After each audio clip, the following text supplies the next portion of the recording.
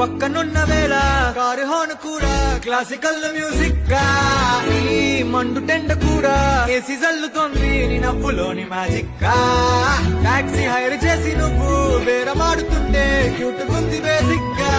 Breaks వేసినప్పుడల్లా నీ బుగ్గ నన్ను తాకి సారీ చెప్పినట్టుగా.